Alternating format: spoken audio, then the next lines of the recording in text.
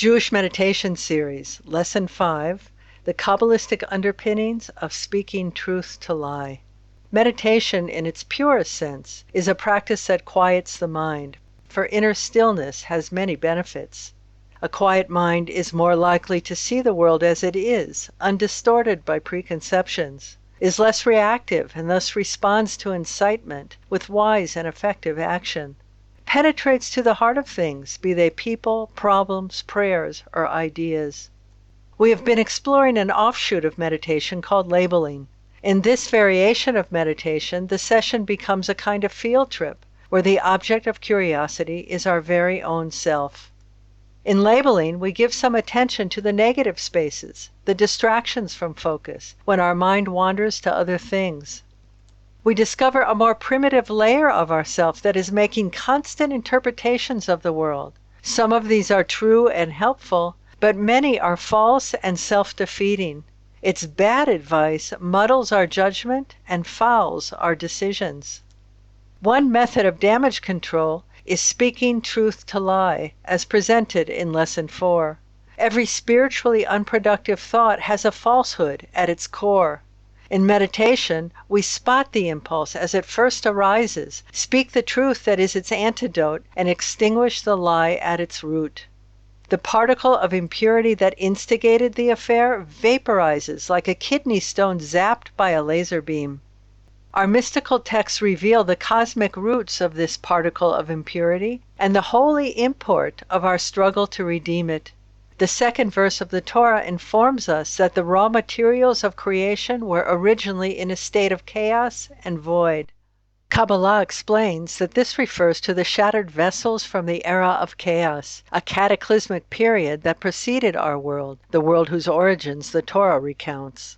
7 universes were created and destroyed in the era of chaos. Kabbalah explains that their fatal flaw was psychotic narcissism. Each one rallied to the slogan of, "I will rule, I will be king, the universe ought revolve around me." Their pride produced their fall. The shards of those shattered worlds are saturated with the narcissistic flaw of their origin. Our souls are built from those broken vessels, a chaotic blend of sparks and chaff. Hashem takes a pile of debris, sends it down into a body, and a child is born. These shards from the era of chaos are a mixed bag. They contain the most splendid beauties and the most revolting corruptions, with all points in between. Every soul comprises some combination of these ingredients. Our job is to cultivate the former and scour the latter, to actualize the potentials of our soul and remove its grime.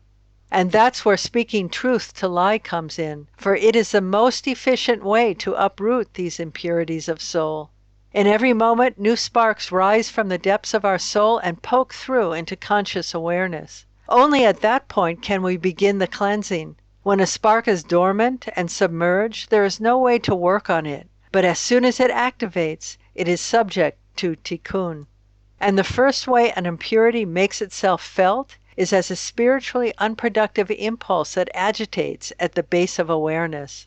And at that point, we can nip it in the bud by speaking truth to lie and dissolve the particle of impurity at its root.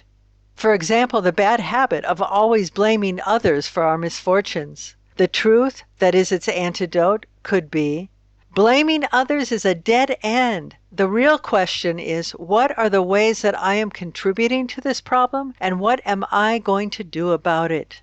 The other option is messier, for if we indulge the impulse by acting, speaking, or even ruminating upon it, we will inevitably suffer the purgations that always, eventually follow in the wake of wrong action. In the end, we will find our way back to the light and extract the very same lesson that we could have learned by speaking truth to lie. The truth that would have dissolved the falsehood at its root had we employed plan A and nipped it in the bud, that very same truth will get burned into our nerve net by the karmic consequences of our wrong action. Blaming others for my problems is a dead end. The only useful question is, what are the ways that I am contributing to this problem, and what am I going to do about it? There are two conditions to the successful employment of this practice. First, the truth we select as our antidote to lie must really be true. And second, we must really believe in the veracity of its truth. Our success is proportional to our confidence in the absolute truth of spiritual law. But either way, at the end of the story, a particle of impurity vaporizes. And according to Kabbalah, there is a finite measure of impurity in the world, for it arises from the Tzimtzum, which introduced boundaries and finitude into the universe. Creation began as an act of cosmic concealment that produced a dark, womb-like vacuum within which creation exists and evolves. And since its space is bounded, all that derives from it is finite. Evil, impurity, and all that conceals the light are finite. When they exert themselves, they deplete themselves, and there is no alternate source of supply. As soon as they activate, they trigger a chain of cause and effect that will eventually result in their demise. And when that happens, there is one less particle of impurity in the universe forever. Light and truth, on the other hand, are infinite. They derive from the limitless light that surrounds the womb of concealment. For after the Tzimtzum, a single beam shined into the dark space, and it provides a continuous flow of Or Chadash, new light and consciousness, that irradiates the vacuum and will continue to do so until all its impurities dissolve back into the light. And every time we speak truth to lie, we contribute to this cosmic tikkun. In summary, every soul comes into the world with ancient baggage from the era of chaos. We are built from the debris of its shattered worlds. Both our beauties and our impurities originate there. Our job is to actualize the potentials and clean out the grime of our patchy inheritance. Regarding the latter, we have two options. We can nip the impurity in its bud by speaking truth to lie, or we can allow the impure impulse to motivate action and learn our lesson from the school of hard knocks. Either way, at the end of the line, a particle of impurity vaporizes and the universe becomes a trace more enlightened.